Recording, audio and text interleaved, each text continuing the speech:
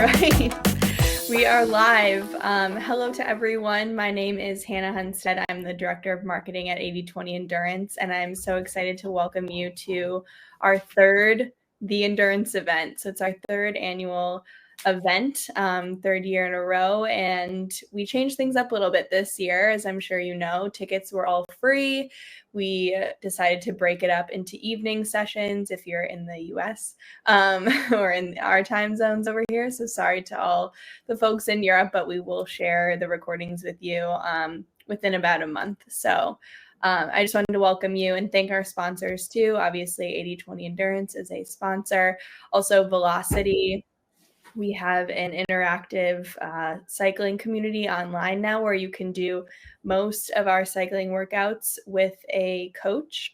So check that out. You get 2 free weeks. And also Endurance Mastery, our newest course that has been launched, the waitlist launched today. So if you are a subscriber to our newsletter, you would have heard about that. I'm sure Matt, when he's on tomorrow, will talk a little bit more about that with everyone. But welcome. And without further ado, we've got Scott here. So I'm going to let Scott introduce himself and we'll kick off with his presentation where sports science falls short. And Scott, you've been on the podcast, so it's so good to see you and have you back. Yeah, wonderful to see you too, Hannah. Thank you so much for inviting me back.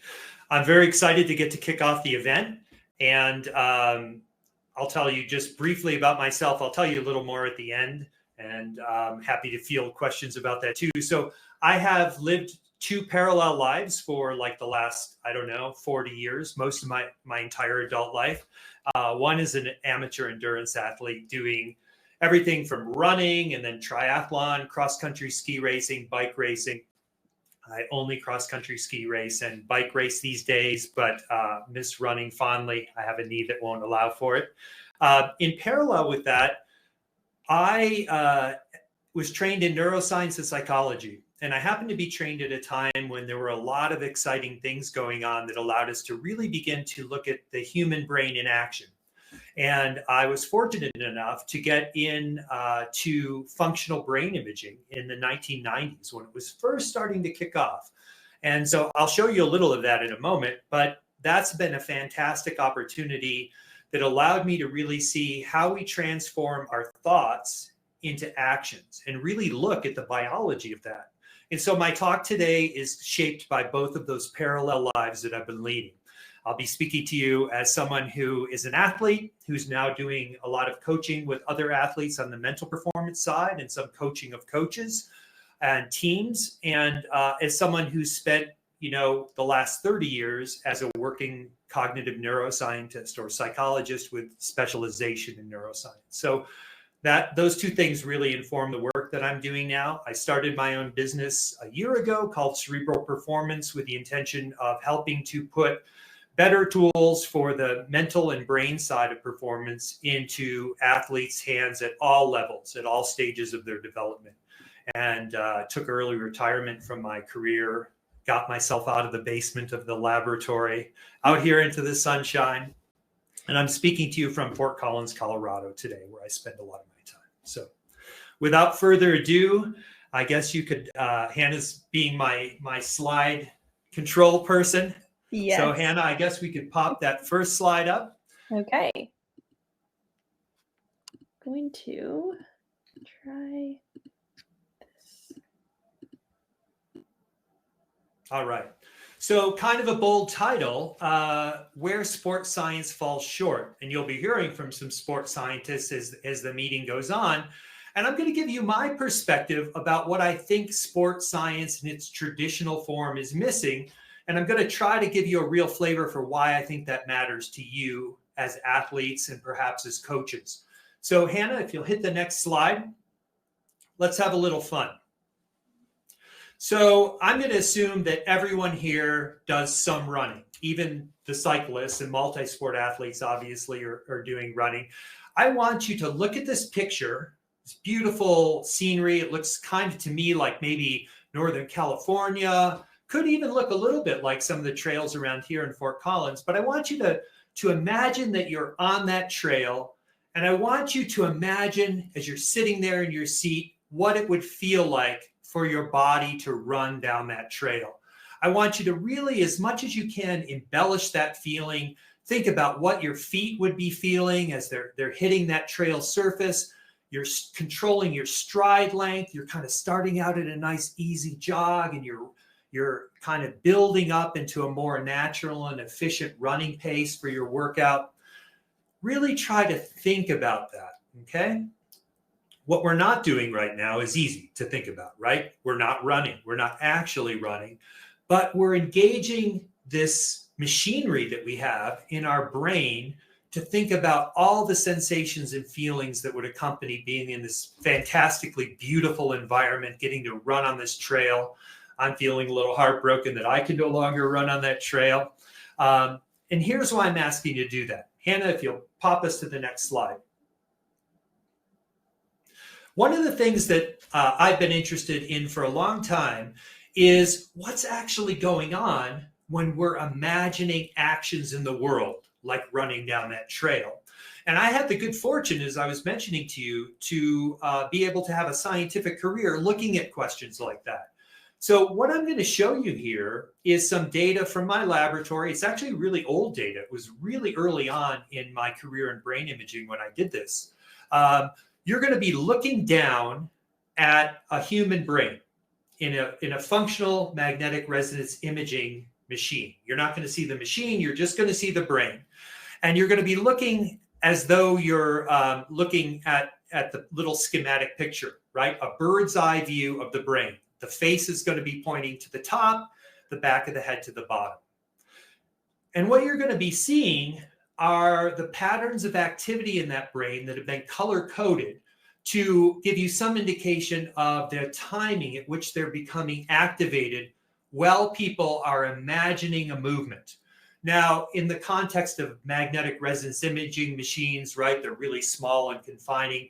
We don't ask people to do a lot of running in there. We like to compare the actual movement with the imagined movement. You're going to be seeing the imagination of doing a task where you're reaching out and grasping an object repeatedly with your hand. But the key here is you're not actually going to be moving, right? Or this data was taken while people weren't actually moving. It's pure thought or pure imagination, the ghost in the machine, if you will. So Hannah, if you could start the movie, and what you're going to see is that pattern of activity 3 times over is they're moving that right hand and fingers. So you see this nucleus of activity up there in the premotor areas of the brain. And then there's this kind of development of more posterior area activity, some midline activity, which we associate with this kind of widespread network in our brains that are basically connecting thoughts to actions. So imagining a movement without actually doing any movement at all is driving a lot of activity, a lot of physiological activity in the brain. And if we were to compare that with actually moving, what we'd see is there's a tremendous amount of overlap. They're not the same, but if we had people actually doing the tasks that they're imagining here, we would see a lot of overlap in areas that are involved in the planning of that movement, in the organizing of that movement, in all of the areas that are important for that movement, with the exception of that primary motor area that sends the command to actually do the movement down your spinal cord. So thinking is a highly physiological thing. It's just as physiological as the beating of your heart, right? I like to say, and you probably saw the little thing pass by, the text pass by in the movie, the mind is what the brain does. The mind includes all of our perceptions, all of our emotions, all of our thinking, all of our memories, and all of the kind of planning and decision making that we engage in. That is all a creation of this 2 to 3 pound organ in your head. Just like the circulation of your blood is a creation of your heart, right? The mind is a bunch of physiological processes taking place in this brain. And you just got to see images that reflect the neural activity that underlies some of those processes, particularly the ones involved in imagining a movement. Okay, that's going to prove to be core to what I'm going to talk to you about tonight. Hannah, if you could advance the slide. Thank you. So this is going to sound very far out. It's going to sound like we're sitting in a dormitory room at 2 a.m, but it's true. Reality is a participatory event. Every single experience that you have is part of an elaborate mental tapestry. Another way of saying that is it's part of a context that's being created by your brain. You're hearing my voice. You're seeing my face. You're looking at my silly little movies. You're having perceptions of how your own body feels. You're thinking about what you're going to do after this meeting, whatever it happens to be. Those are all experiences that are being created by your brain. The same is true when we're out running or riding or swimming. Our perceptions of effort, our perceptions of discomfort or pain, those are all creations of the brain. That's the only way that we can have an experience of what's going on. It's all filtered through the brain. Threads of information are provided for our mental tapestry by our senses, right? Touch, smell, taste, vision, hearing. But they're heavily massaged. That information that's coming in through those senses is heavily massaged by the design of our visual system, of our auditory system, by the systems that are involved in sensing pain, involved in sensing temperature and so forth, right? The characteristics of the way that biology is evolved are very much influencing how we experience those events. There are also threads in this mental tapestry that creates the context of our experience that are coming in not from the outside, but from memories of our past experiences. Threads are also being interwoven in our experience in this context from how we interpret what's happening in the present. If I were to ask you to think about some of the harder workouts that you've ever done, I just did a cross-country ski race 2 days ago, so very fresh in my memory is being right on the limit for an hour. It was brutal. Getting dusted by a bunch of college gazelles, just like when I used to run. Funny how that works. But that experience I had was contextualized by being in a competition. If I were to suddenly feel the kind of discomfort that I felt during that race right now, sitting here and talking to you, I'd start screaming for my wife to get me to the emergency room, right? The exact same sensory experiences, but the interpretation of them, the meaning of them, the context in which they occur completely defines how we respond to them. Likewise, we're constantly predicting the future. We have expectations about the future that are shaping our present experience of the world. And a lot of the things that are shaping this experience that we're having, the context in which we interpret all of this information that we're experiencing, is happening below the surface of our awareness. In fact, I would say the vast majority of the brain's mechanisms that I've spent my career studying are happening outside of our awareness. They're non-conscious, and yet they're shaped by our repeated experiences. As you adapt to those uncomfortable workouts, right? Yes, you're learning in a conscious way to understand and interpret that discomfort and to work with it, but there's also non-conscious learning or non-conscious conditioning that's taking place also. The context that we create, that our brain creates, has enormous impact on how we respond physiologically, emotionally, behaviorally to any kind of experience that we have. And that's what I mean when I say reality is a participatory event. We're all actively participating in the construction of our experience at every moment in the day. And when you're out training is no exception. And that's really important, and it has really practical significance for us as athletes. So Hannah, if you just pop the next slide up, please. So you might be sitting there wondering, well, how much does context matter, right? How much does the brain's interpretation of what's happening How much do our past experiences, how much do our anticipated futures, all of those things that I've just been telling you about, how much do they really influence how we're responding, how we're behaving? And that's a very difficult question to answer. And I think perhaps the most compelling answer I can give you is this. It comes from a recently published study in medicine, actually, of 186 high-quality, peer-reviewed, randomized controlled trials.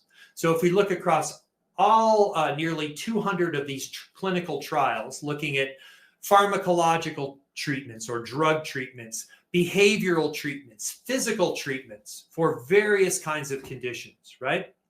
The amount of data was really large, like close to 17,000 individuals when we collapse across all of those.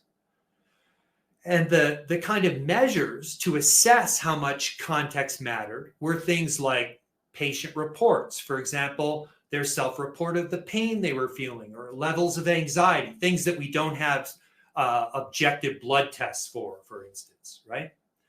They were observational measures that, say, the nurse could observe. How much did the patient vomit? How high was their blood pressure? And they were even lab work that were looking at our blood chemistry, right? Things like your hemoglobin concentration that you know is very important for those of us who are involved in aerobic kinds of sports. On average, the response to whatever treatment was being used in those studies, on average, 54% of that response could be explained by context effects. So let me just tell you a little bit more about what I mean here.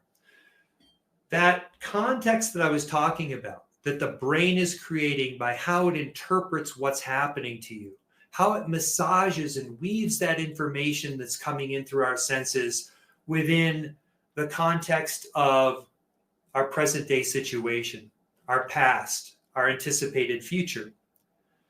That has a profound impact on how a person responds to treatments ranging from behavioral to pharmacological to physical.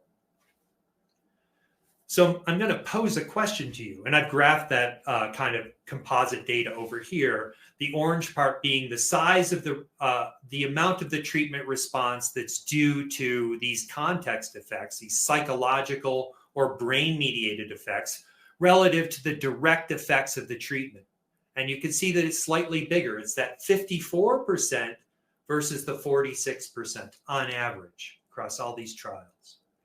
So the question I'm going to pose to you is, are athletes' responses to training interventions, recovery interventions, nutritional interventions, etc., likely to be any different? I think a pretty compelling argument can be made that at least half of how we respond to structured training, recovery protocols, nutritional interventions is directly attributable to the brain. And interestingly enough, that's the part that I think sports science has traditionally disregarded. And yet it may constitute at least half, if not the lion's share, of how an athlete is responding to the kinds of tools that we have to try to make you faster, try to make you able to go longer, and so forth. Hannah, if you could advance the slides, please.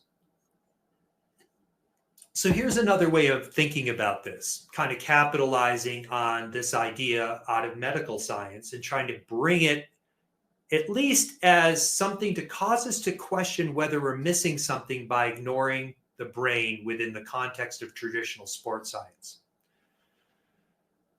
If we build off the data that I just showed you, and this is really just a thought experiment, we can imagine two kinds of scenarios. One where maybe we've got a great new training intervention, right? We're using a particular type of intervals, and we've got data saying this works, right? The blue part on the left is indicating that direct effect of that new kind of interval training on the athlete's physiology, cardiovascular, neuromuscular, metabolic.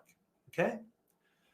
But in the example on the left, the context, right, what the athlete is told about that treatment, how that treatment is presented by the trainer, by the coach to that athlete. Are they told, this is really going to make you faster, or this might make you faster, right?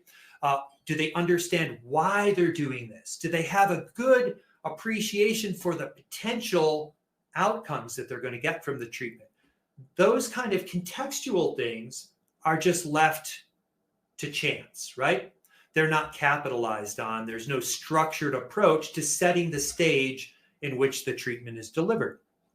And you can see that the athlete's response, which is what's being illustrated here on this graph, gets bumped up a little bit because presumably the athlete figures, well, the coach asked me to do this, it's probably good, and so on. But there's no kind of structure to that context. I want to compare that with this hypothetical situation on the right, where, like those clinical trials tell us, right, we capitalize on structuring the context. People in those clinical trials either got the treatment or they got a placebo control. They didn't know whether they were getting the treatment or the placebo. They were set up, the context was established for them to believe, I'm going to get the medicine. It's a good likelihood. Or I'm going to get the behavioral treatment that these doctors think works. They had expectations set up. The context is structured in those instances. And we see a bump, right, on top of the direct physiological effects. In the case of those trials, 54%. But let's just imagine that there's real potential there to be harvested, that an unstructured kind of approach to presenting any kind of intervention, not only training, but recovery, nutritional, and so forth, we may be leaving a lot on the table, is what I'm trying to say. Hannah, could you advance the slides, please? So I want to present this kind of view from 30,000 feet, focused on one particular issue that's really important to all of us as endurance athletes, right? When do we pull the ripcord? And by that, I mean, when do we reach what I like to call the point of implosion? When do we get to the point where things are too much and we decide we need to let off, right? When do you back your pace down? In the midst of a competition, in the midst of a hard workout. We all get to that point. There's no one who doesn't have a breaking point. And I think we have reasonable data now from non-traditional approaches to sports science to suggest that this point of implosion is based on perception. And it's not based, in most instances, on an absolute physiological limit. And I say most instances because it may be indeed a more fixed physiological limit that an athlete runs up against in a short sprint, right? Whether that short sprint is on the track, in the pool, on the bike. But beyond that, when we're talking about endurance sports, there's a decision being made. And that decision about when to let go, when to back off, when to let the competition go up the road is based on your perceptions. And it's very much context dependent. So here's a way to think of things. It's a rough way. It's not a perfect way, but it's the way I like to think of things. Our brain is constantly integrating sensory feedback. And it's taking that feedback and using it to make predictions, to adjust the output.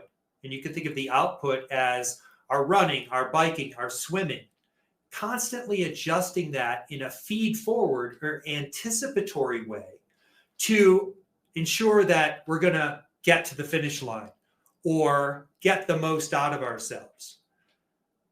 That feedback comes through all the sensors. And I don't have control of my screen tonight, but I will say the little cloud above the head that is off to the right side of the screen with the eyeball and the muscle, that's meant to represent those biological built-in sensors, thank you, Hannah, that are giving us that sensory feedback.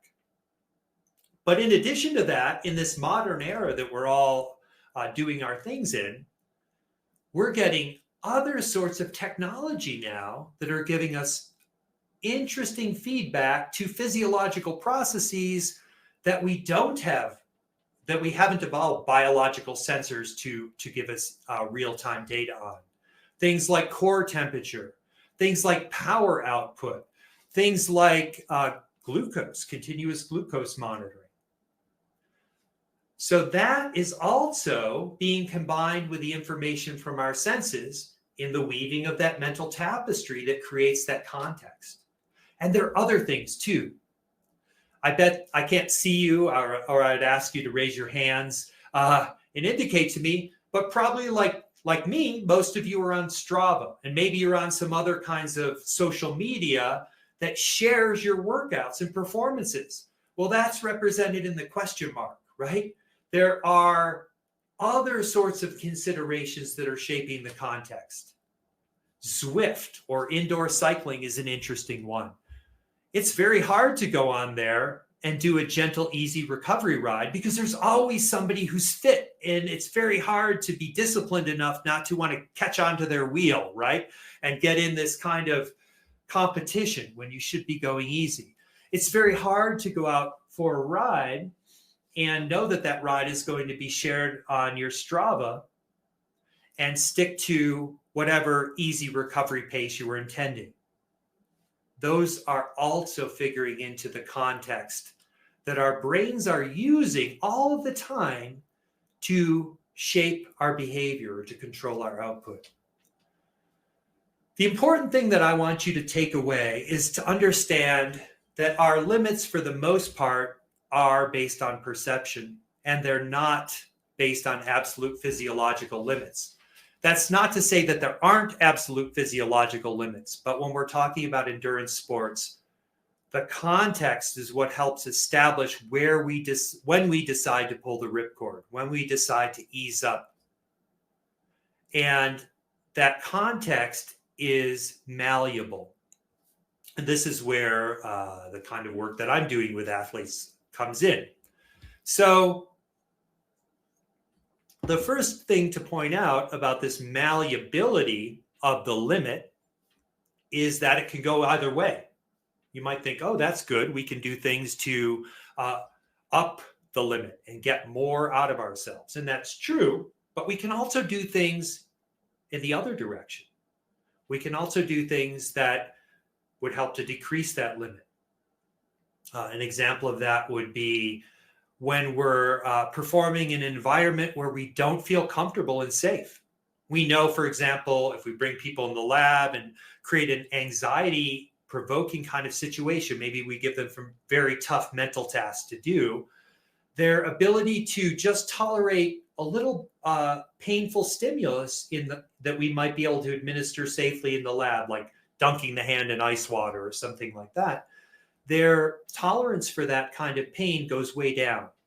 They become more sensitive to it. They don't feel safe. They feel anxious and so forth.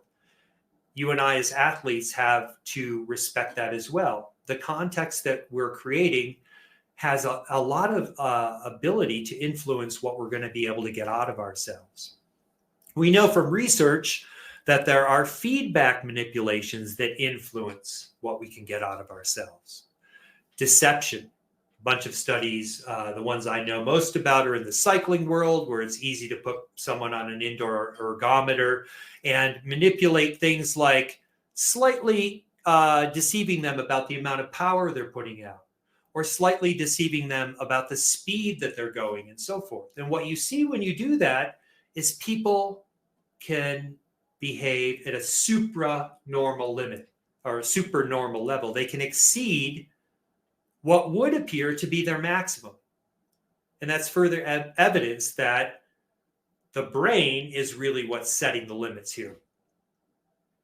Uncertainty is another thing. This comes in a lot in the kind of races where you're having to match a competitor closely. So I think of track races, I think of road cycling as being particularly dramatic examples of that, where you've got uncertainty because you don't know if that person you're in the head-to-head competition with is going to be able to sustain the pace they're on for another 5 seconds or another 5 minutes, say, right? That is uncertainty, and that uncertainty plays into how we perceive what our own limitations are. The good news is we can train for that. I think oversaturation, I mentioned it here because I think it's becoming more of a potential issue for athletes. This brain that we have and its ability to process information has a limited bandwidth. So when we look at my little diagram here, we've got our biologically inbuilt systems that are giving us feedback and helping to regulate our performance. We've got now technologies. We're looking at our power, not only in cycling, but now in running. There are technologies to give you feedback about your stroke in swimming. There's heart rate. There are all of these tools that are giving us feedback. And I think a very important question is, are those kind of feedback manipulations necessarily advantageous?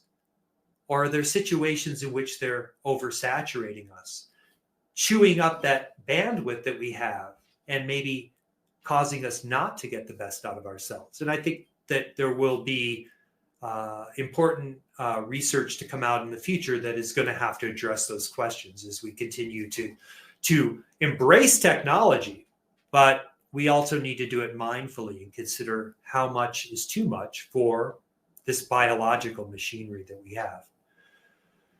There are more direct manipulations, and these are the things that are more in my wheelhouse, what I would call brain or central manipulations that we know affect that point of implosion or how much a person can get out of themselves. Mental fatigue is one of them, and I'll say more about that in a moment. Mental fatigue affects our ability to do physical work. We've known that for over a century. How well fueled you are. What's the first thing that you start to notice when you're starting to run low on blood glucose?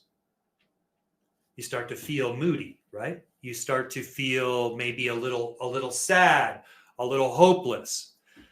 It's an indication that you need more fuel. And that often rectifies the situation quite dramatically and in a short order.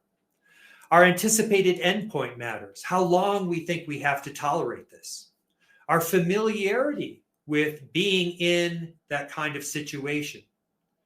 Our sense of safety, motivation, our beliefs, social environment, preconditioning, psychostimulants like caffeine, arousal, and so on.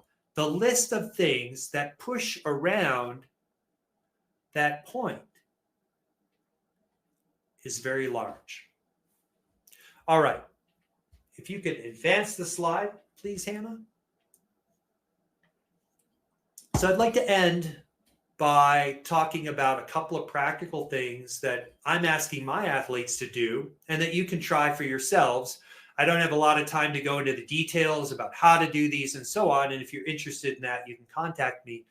But one thing to consider is reducing your mental fatigue. I think an example of a situation where this is really important is when you're tapering for a race. A lot of us, me included, will taper physically, but use that as an opportunity to catch up on all sorts of other things and work. Even if your body is resting, your brain isn't. You're overloading things. There's data, as I mentioned earlier, goes back to the late 1800s. This really creative guy, a scientist in Italy named Angelo Mosso. He's a physiologist, but he had this idea that mental fatigue might affect our ability to do physical work. He was interested in this interplay between the brain and action or physical behavior well over 100 years ago. And he did some very clever experiments showing that if people were mentally fatigued, their ability to do very artificial, controlled laboratory sorts of tasks, like lifting a weight repeatedly to exhaustion with their finger, would go down. I don't believe that that's limited to those kind of funky little laboratory experiments. I think it's very true out here in the real world as well. There's an interesting study, just as an aside, came out within the last year, I think, looking at social media use before a hard training bout. And what they found is that if people were engaged in social media, actively going through Instagram and engaging, or whatever social media, it didn't have to be Instagram, they performed less well in that workout than if they passively did something like watch YouTube videos or television prior. That was the control condition. So take mental fatigue seriously. Inoculate yourself to pain. You're already doing this when you're doing your hard workouts. When you're getting more experience racing, you are building up an understanding of how far you can push yourself into the discomfort. You've been there before, you know how it works. One of the mistakes that I see with endurance athletes, in particular, I'm working with some ultra runners now, is the absence of a very structured warm-up routine. And so it's a hard sell for me to convince people when they're about to go out for, let's say, a 50-mile race, that they need to do a taxing sort of warm-up routine where they touch all the different levels. But I think it's really important, especially if they want to be racing at the pointy end of that event. We know if we bring people in the laboratory, we can, in a sense, inoculate them to pain and increase their ability to tolerate pain by giving them a little exposure, a preconditioning exposure to pain. And I think the same may well be true in endurance events. And that's probably one of the things that's important to consider when you're constructing how you're going to be warming up for your events. Automate contingencies. I mentioned earlier that a lot of what's going on, this mental machinery, we're glimpsing sort of the tip of the iceberg, what's popped up above the waterline. That's the part that's conscious. Most of the iceberg, most of our mental processes are happening below the surface.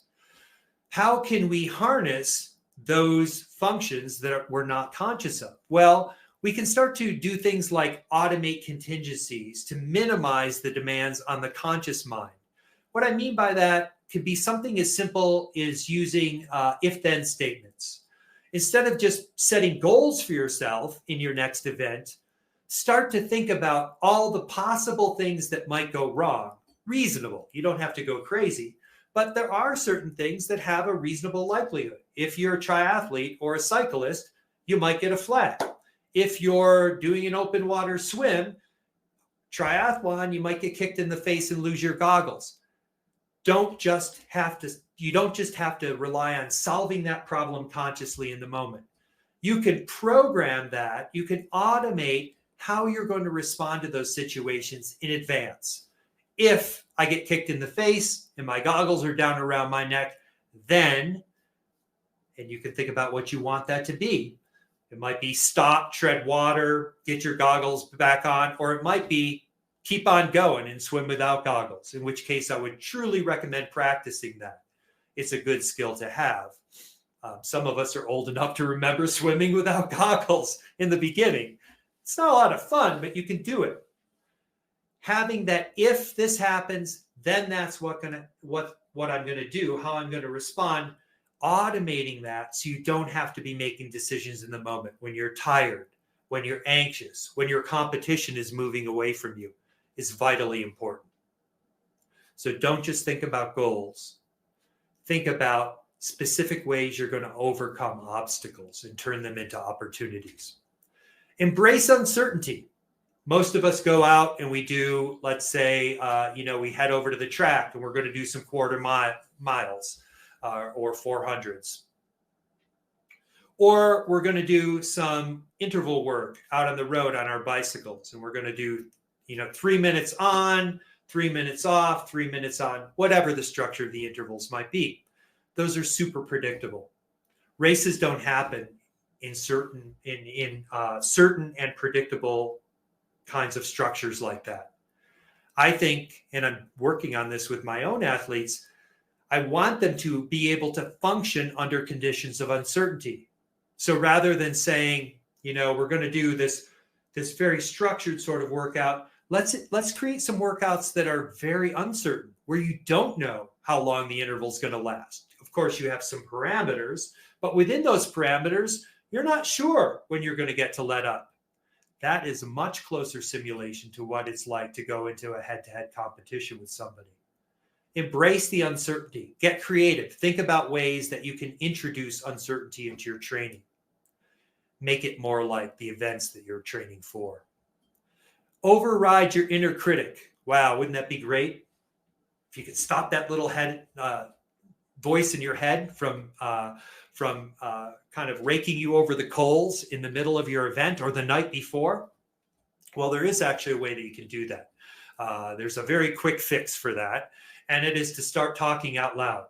Because as it turns out, if we were to turn my brain imaging tools on your brain and have you let that little voice run in your head and then have you speak out loud, what we see is that there, like with imagining a movement and doing movement, there's a lot of overlap in the structures that are involved in those two situations. You cannot have that little inner voice raking you over the coals while also speaking out loud. The speaking out loud will take precedence over that. Come up with something encouraging, uplifting, motivating, say it out loud, shut that little critic up, and keep on trucking. All right, Hannah, last slide, please. So some food for thought. In the bigger picture, I started out with a very bold title, Where Sports Science Falls Short, and I hope that I've at least raised your interest in the possibility that by neglecting or dismissing the importance of what the brain is doing and creating this elaborate context in which we live our lives, sports science is missing out on important topics that it could be making progress on in research. And we as athletes who are reliant on information of sports science may be leaving things on the table that we could be capitalizing on right now by creating a more structured context in which we implement those wonderful discoveries that sports science gives us. There's a mechanistic cause for every effect. That's the basis of science, and that is true of context effects as well. And we now have the tools to look inside the brain and start to get at least some understanding of how that comes about. If we're interested in performing at our best, optimal performance, it requires understanding and harnessing all components: training, metabolics, neuromuscular, cardiorespiratory, neurological. In other words, also the brain. And I think there's going to be a lot of progress in the next decade on the intersection here between sports science and neuroscience. So I'm kind of excited to be involved in at least the bringing this stuff into practice. It's early days. We don't have all the answers. I tried to share some practical ideas with you that I'm working on with my athletes, but get creative.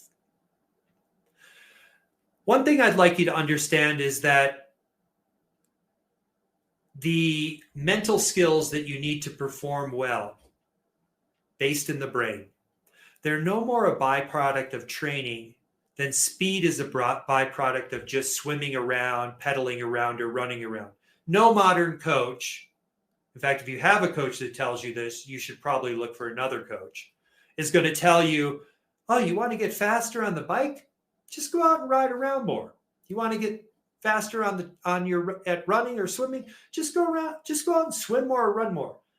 When you're a new athlete, that will work, but it doesn't take long to reach a point where that's no longer effective. Structured, deliberate, progressive, individualized training is what it takes to make gains in cardiovascular, neuromuscular, metabolic systems that support going faster. And the same is true for the mental performance side of things. Consistent training to leverage context effects, and doing that over time has this wonderful byproduct of changing the way our brains work, neuroplasticity. But that's a topic for another day. And I'll just close by saying, I think the things that I'm touching on here have potential for much greater than marginal gains. So Hannah, if you could just flip that slide ahead. If you're interested in learning more about this, you're welcome to shoot me a note, scott@cerebralperformance.com. You can use the QR code. Thank you for your time. I really appreciate it.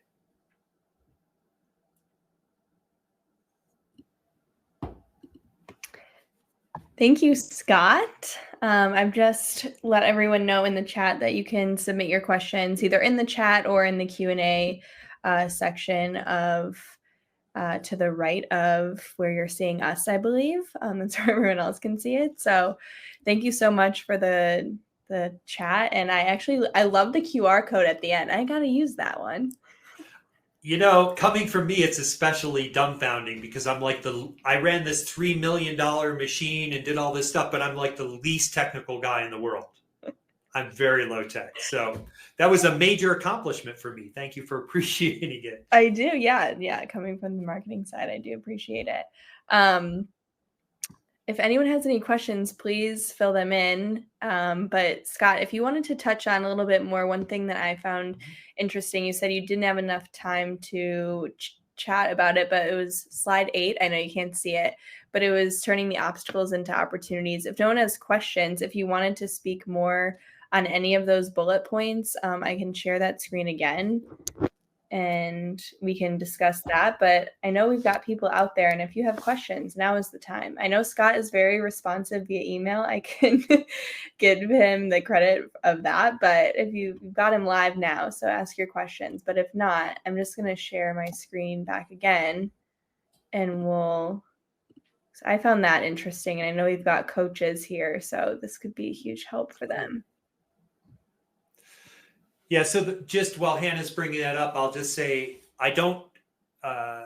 my way of working is not to be writing training plans, but really to be partnering with coaches and partnering with coaches and athletes and working together with them. But unlike what people might be used to in traditional sports psychology, this partnership is really important because some of these ways that I'm referring to here is potential ways to turn obstacles into opportunities require having a kind of hand-in-hand collaboration with the athlete and with the coach, because they're going to require some modifications to the sort of training or tapering or pre-event behavior and so forth. So I mentioned the mental fatigue thing, and I probably won't elaborate a lot more on that, other than to just stress that there is solid evidence, again, dating back over 100 years, that the amount of load that we're carrying mentally can have a pretty profound impact, even on something as basic as how many repetitions we can do with a weight on our finger. Those were the original experiments that Mosso did. And I think that when we start to think about real world applications of that, and our very busy world where we're under all sorts of demands, and we've got these devices, right, that are constantly competing for our attention, figuring out how to limit that prior to important training sessions, prior to races, is vitally important. And so whatever system you need to put in place in order to do that, I think is well worth giving it a try. And by limiting it or putting it away, I mean at least for an hour before a big training session, at least for an hour before a big competition, if not longer. Mm-hmm. Putting it to bed, really shutting down and seeing whether that has this kind of acute effect on allowing you to go a bit deeper. Mm-hmm. The pain inoculation business really comes out of basic pain research. A little bit of exposure to a painful stimulus somehow resets the threshold that people can tolerate. And we can see that very clearly. There are a lot of papers published about this in the world of just basic pain research, trying to understand how the nervous system creates the experience of pain that we have. I think there's enough of that kind of research to suggest that we could be trying to use some pre-inoculation or pre-exposure to painful stimuli prior to those kind of training experiences or competition experiences where we know we're going to be asked to go deep. And that may already be a byproduct of your warm-up and what you're doing as you're heading into a hard training session. But it isn't always. And it's very interesting to talk to different athletes. There are different traditions in different sports and in different events within different sports about how athletes approach the warm-up. But I would say if you're not already having a structured, repeatable warm-up and really touching different intensities, including some higher intensities that may only be a fraction of your race, it's well worth considering that possibility. So as I mentioned, I'm working with a couple of ultra distance athletes, and it's a hard sell getting them to really embrace this, but we're having some good success with it and building much more structured warm-up routines that might look more like what a 10K runner or a 5K runner might do. And I don't think this is just for people at the pointy end of the spear. I think that all the things that I'm talking about here could be applicable to athletes at all levels. And building these kind of habits should be something, I believe, that we're doing throughout our athletic career. Do you want me to keep going? Well, now we've got a boatload of questions. Isn't that how it always works? No, that's the best. I love a boatload of questions. Okay, and we probably won't be able to get to all of them. So I will have Scott's information in the event hub that you guys can go check out, and in our newsletter going forward too for the next few days. And you can find him on the internet as well, or the QR code that he provided. There you go. I welcome you to do that. Yeah. So you can write me and I will do my best to respond. Yes. Again, he's very good at responding to emails. Well, thank you for that. We'll start with the first question that we got. What is one thing that we can do today to build mental endurance? That was well, I think any of the things on that list would contribute to what I call mental endurance, right? I'm defining it maybe differently than you are, so you might need to write me and we can talk a little bit more about this. But if by mental endurance you're talking about the ability to go a little deeper than you have before, whether that's more distance, more speed, I think that any of those things have potential. And I should also say this, there is no magic bullet. Just like in training, you as an individual athlete are going to respond differently to different kinds of training. And we're not so great at predicting what's going to work for one. It's a trial and error thing. The same is true for the mental performance side. Some things work really well with athletes. Great. Sometimes we have to try a few different things. Mm-hmm. Yeah. But it's worth the investment. Yeah. Hard to have like a quick fix. Those quick fixes are usually Band-Aids, and I feel like it's the same for this arena as well. We've got a question from Lana. Hope I'm pronouncing your name right. What do you see as the barriers to getting more coaches to embrace these ideas? History. I think the history of sports science is like the history of neuroscience, is like the history of, poetry or whatever. All of these disciplines have a history, and the history involves creating boundaries. This is the stuff that's in bounds. That stuff over there is out of bounds. Mm. And historically, in exercise physiology, for example, the brain has been out of bounds. And yet the brain is sitting atop all of these other systems that exercise physiologists study. So they're smart people. They know that we can't just isolate the heart. We can't just isolate the mitochondria and so forth, that it's all working together in this organism. But that's generally the case. It's generally the case that disciplines have their own history and define their boundaries pretty tightly. That's a problem when it comes to practice out in the real world, because we're not training your heart. We're not training your mitochondria, your muscles. We're training all that stuff, including this thing. Got it. All right, let's try to get one more in here. We've got one from Jay. He found the ripcord concept interesting. He tends to pull the ripcord during FTP tests instead of pushing through the pain. Any brief pointers on pushing through instead of pulling the ripcord? This might be another quick fix. Yeah. Well, quick fixes are tough and tests are tough. And I've had my own experience across my life of tests, VO2 max tests with masks on, and FTP tests being the latest thing that people are very, very interested in. I think that you probably, Jay, might want to try some of this introducing unpredictability into the way you prepare for that test. And maybe setting up a situation where you are going to be pushing at or above the level you anticipate in that FTP test. And you probably have a pretty good idea of what that is, what wattage you can hold, but doing it for a varied amount of time where you don't know how long it's going to go. And you could do that as simply as, setting some kind of random number generator in your phone, or getting your training buddy to come over and say, look, it could be 3 minutes, it could be 3.5 minutes, it could be 2.5 minutes. When you're at the limit, those are very big differences.